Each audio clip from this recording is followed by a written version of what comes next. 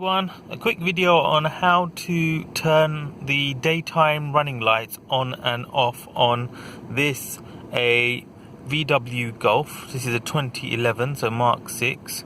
So all you do, well, this can be in any of the VW group cars that have this interface on the dash. So all you do here, you just scroll.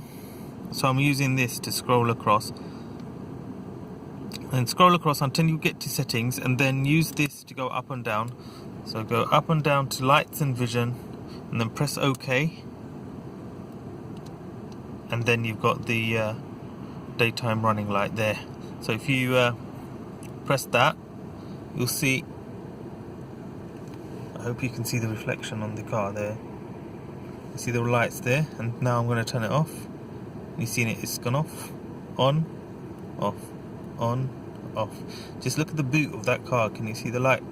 Now it's off, now it's on. So that's how you do it, ladies and gentlemen. Hope that helped. Like and subscribe. Bye bye.